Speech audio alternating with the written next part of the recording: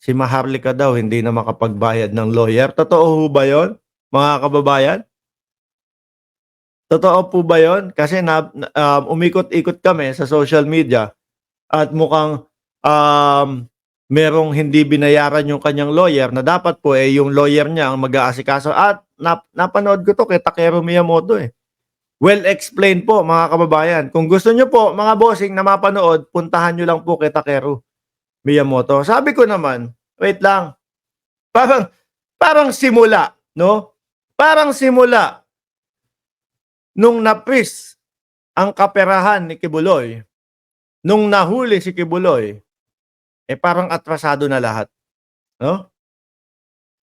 Ito ba kumbaga, ibig sabihin, si Kibuloy ang nagpipinance kay Maharlika doon sa mga kaso-kaso na yan? Kasi si Maharlika talagang banat yan sa presidente. Gusto nila mapabagsak ang presidente. Bakit ho, mga kababayan?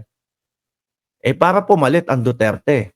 Oh, pag pumalit ang Duterte, Kibuloy, save yan, mga bossing. Panigurado ako, stop, no? I-stop ang mga kaso-kaso ni Kibuloy. Di ho ba? Ano pa? Yung mga pa-ICC, harang na yan. Hindi na po yan makakapasok. Yun ang gusto po nilang mangyari, mga kababayan.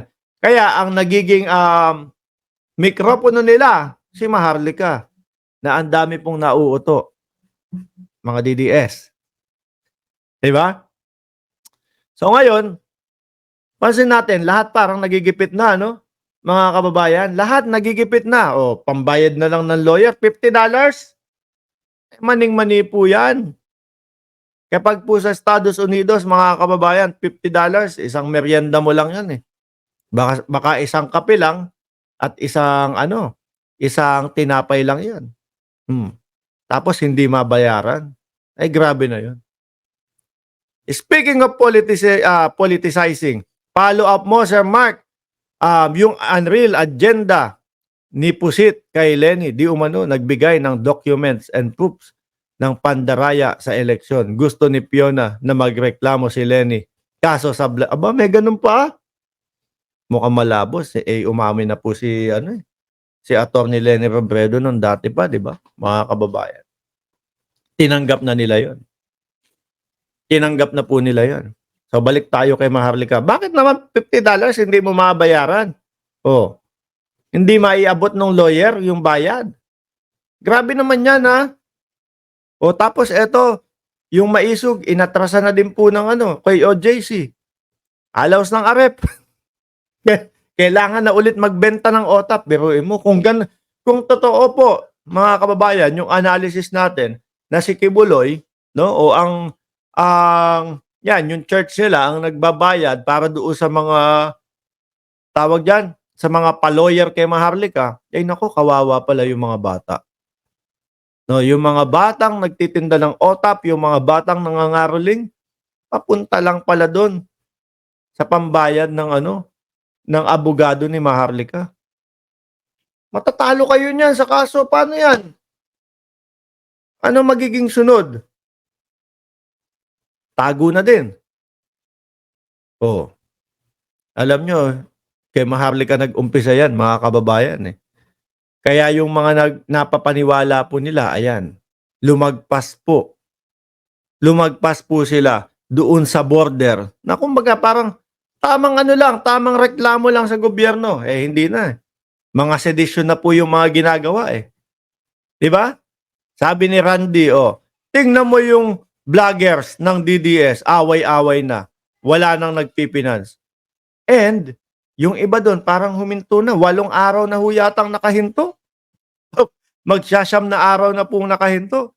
Hindi ho natin malaman kung dahil ba kakasuhan sila o dahil bakit ko pa ipagtatanggol to si Kibuloy?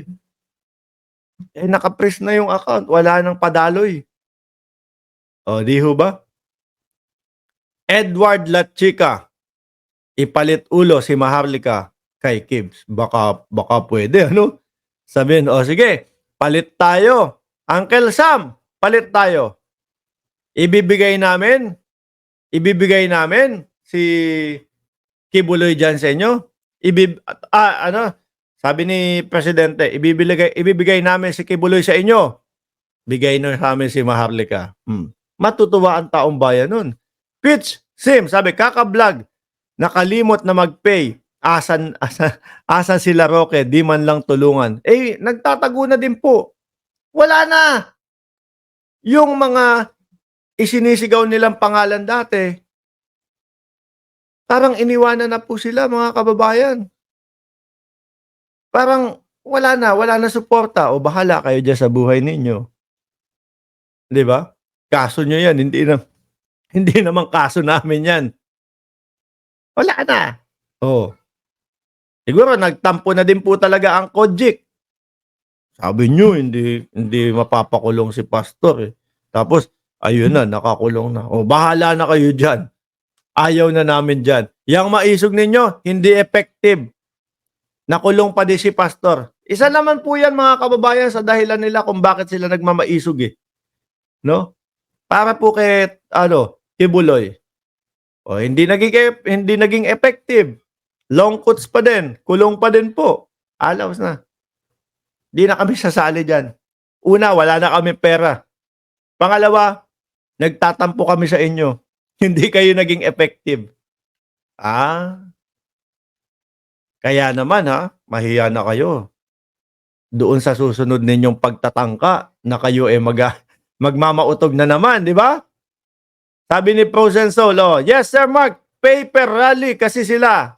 Kaso nakapris na ang account ni Kibs.